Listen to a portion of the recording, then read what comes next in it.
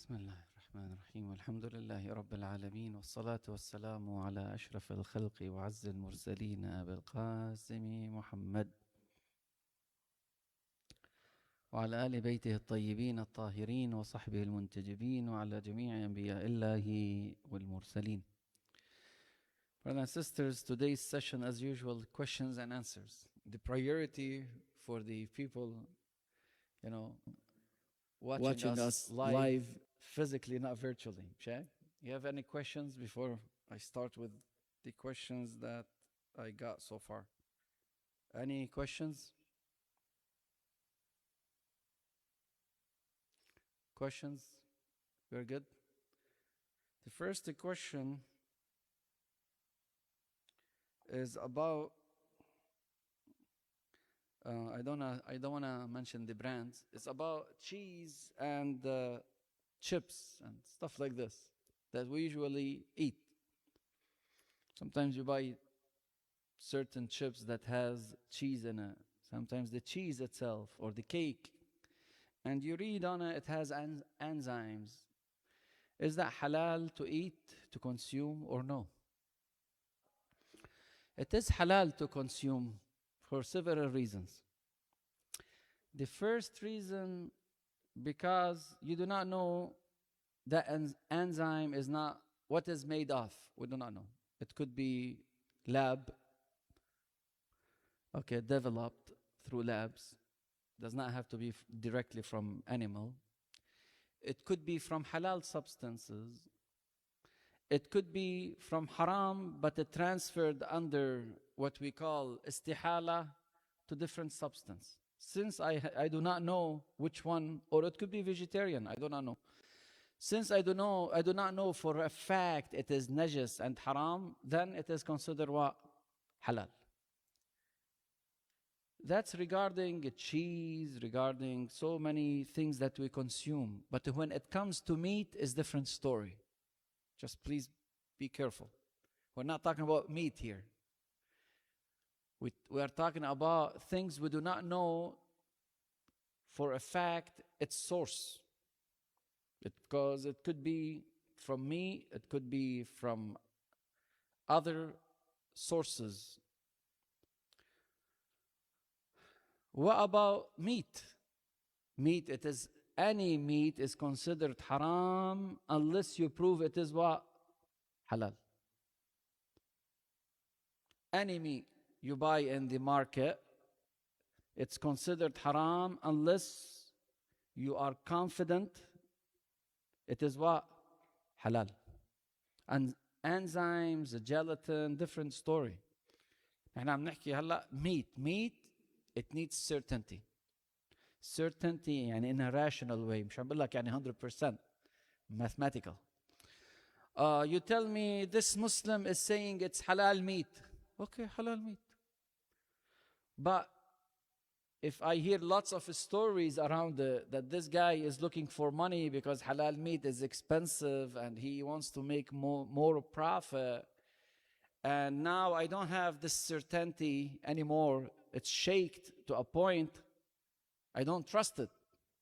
Therefore, we have a problem here. Is that clear? So what's the difference between the meat and the enzyme? Because the enzyme could be from haram product, could be not from haram product. It could be something else. Not to mention it might go under istihala, especially if it's what we call in Arabic al-unfuha, Al-unfuha, sometimes it is tahir and it is halal. By default, it's halal. What they call it in English, rena. Okay. So another thing is the meat. No, this is meat. It's not like, hey, it could be vegetarian meat. It is meat. Wallah, Sheikh, it is from vegetarian cow. Ya habibi, it is meat. The cow are vegetarian. What are you talking about? Okay, he had one of those questions. The third question is about lab-generated meat.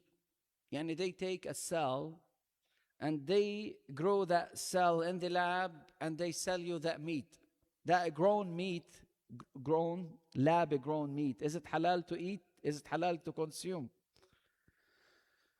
So many scholars, they consider it haram because they will tell you it was taken from halal living animal and did not go through the process of slaughtering. Why? They might refer to some narrations that if, let's say, a person cut off, meat from a living animal, can I just take that meat and cook it and eat it? Or it's najis. So based on these kind of narrations, they say, hey, this is not acceptable. Some other scholars, I read for some other scholars' research here and there, they say, no, you cannot consider it real meat. This is totally different animal. You cannot compare it. This is more like qiyas than reality, okay? So you stick to your scholar at this point. And words come to words, we have a precaution to be on the safe side. And especially nowadays, the grown lab meat is expensive. It's not something we are going to get into. So those are some questions. Before I go to the other questions, do you have any follow-up questions before we continue? Or related topic?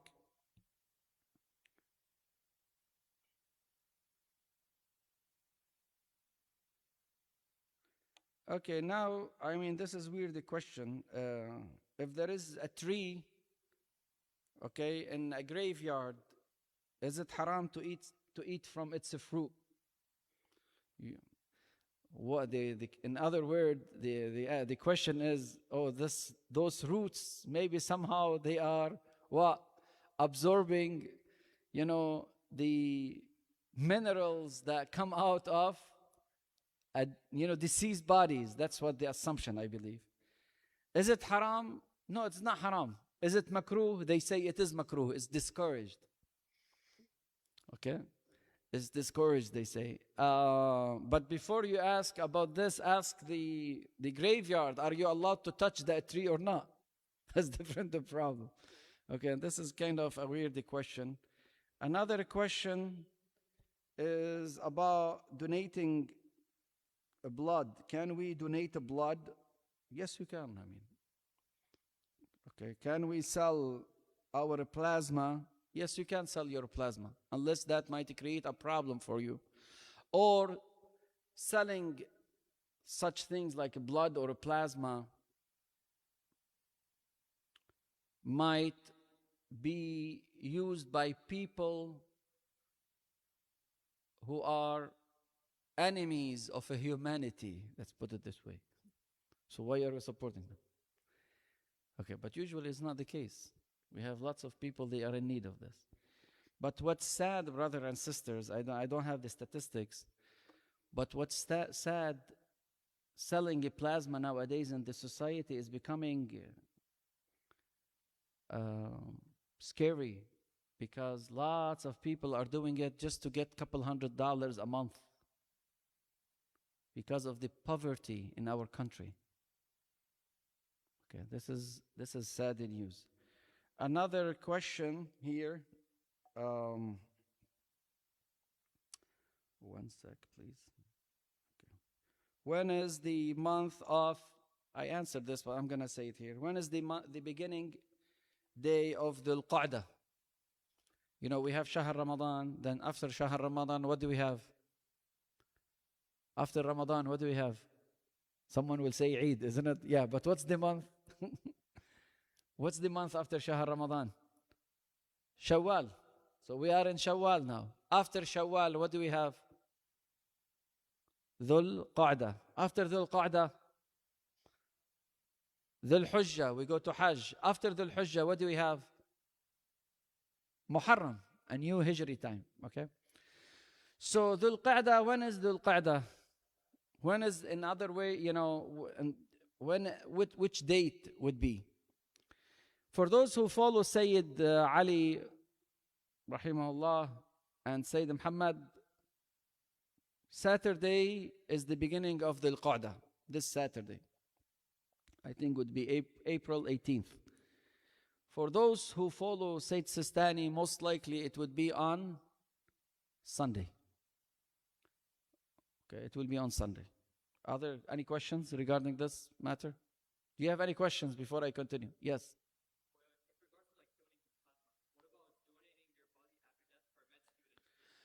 Okay, donating your body, Islam has very conservative, opinion when it comes to deceased bodies. One of the reasons some scholars depend on إياكم والمثلى ولو بالكلب العقور. And let's say there is a dead body for a Muslim. You are not allowed to,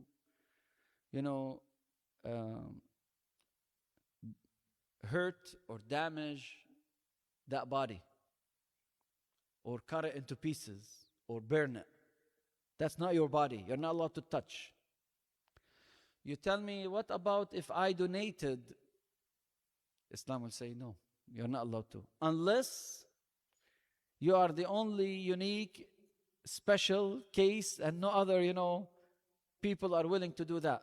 Because some religions, they might accept this. Okay, that's their call. But your school of thought is saying, well, no, you can't. Same thing when it comes to donating your organs. Like Sayyid Sistani, Sayyid Ali, you are not allowed to donate that organ. Well, at least Sayyid Sistani, well, let's put it this way. Some scholars, they say you're not allowed to donate your organs unless the person receiving that is a Muslim and in a critical position or situation. Some other scholars, they say no. If you already signed that and you are willing to donate it, you can donate that to any human being. Unless he is a bad enemy, big deal. No. And you're not going to give it to Fir'aun, for instance. Okay? Musa will not accept, salamullah alayh. So this is the story. Okay? Did I answer your question? Other questions? Other questions? Do we have any other questions? The last question here, I have many other questions, but I don't have time for that. Is Salat al-Subh Salat al-Fajr? Salat al-Subh هي Salat al-Fajr. Al-Fajr in English is the dawn, the twilight, astronomical twilight, the dawn one. We call it Salat al-Fajr and also Salat al-Subh. It's wajib.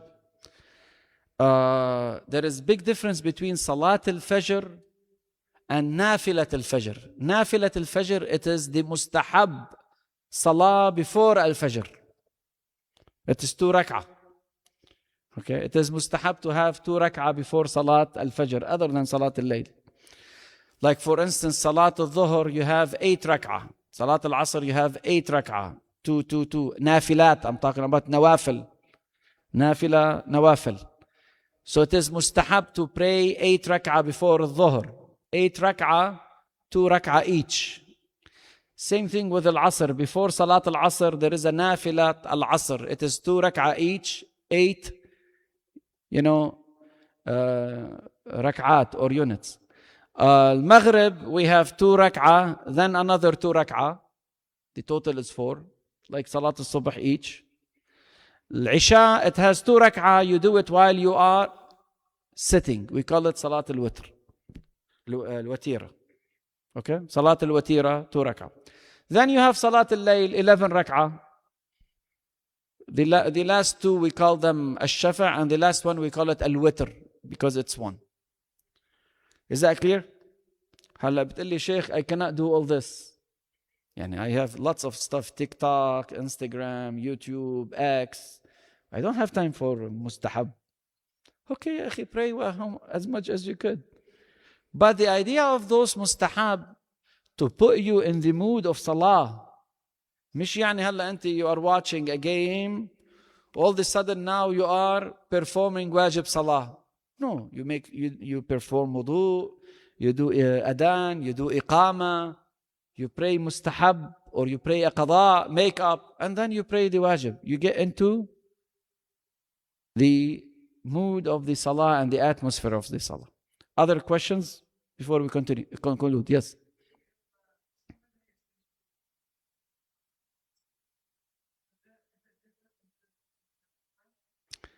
دعاء الصباح.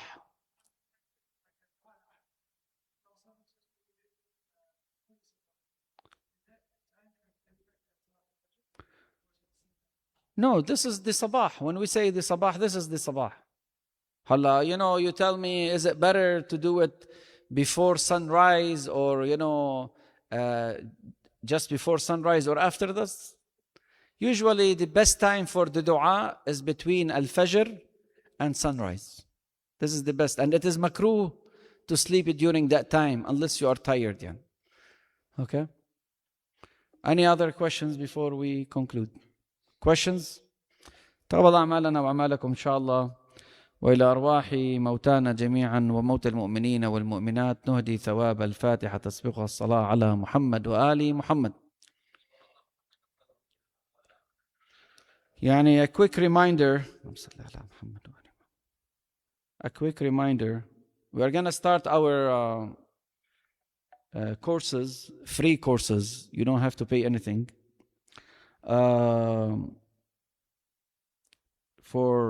We have on Saturday, not this week, next week inshallah. Tuesday we'll have Quranic studies. Wednesday we have Aqidah, beliefs. Thursday we have Hadith. And Saturday we have laws and jurisprudence. And all that starts at 7:30 p.m. 7:30 p.m. We're going to have classes Tuesday, Wednesday, Thursday, and Saturday. Okay, so you can get busy. I do advise you to attend those courses. Anyone is welcome. We might have a little bit of stretch assignments so you get familiar with the material. We started this previous year. Alhamdulillah, we had some good students, and we encourage you to attend those, encourage others to attend those, because Ahl al-Bayt alayhim salam always used to encourage people, their followers, to get educated. In this life, it's either you are a student or a teacher. You're not allowed to be a careless person. You're not allowed to be an AI follower and that's it. La ya habibi, you have to use your brain, analyze, rationalize, double check facts. Okay? Have good knowledge. Because at a point you have to answer questions. You have to get rid of the doubts that you might face. And if you don't have a strong foundation, all your worshipping might collapse. Because you do not know how to filter things out and sort them out. تقبل الله أعمالكم جميعا. Well, as I said, brothers and sisters, lots of people are in need of our dua. Do not be stingy. Okay? Include them in your prayers, in your supplications. تقبل الله أعمالكم جميعا. اللهم فرج عنا وعن جميع المؤمنين والمؤمنات فرجا عاجلا قريبا كلمح بالبصر أو أقرب من ذلك يا أرحم الراحمين. صلوا على محمد وآل محمد.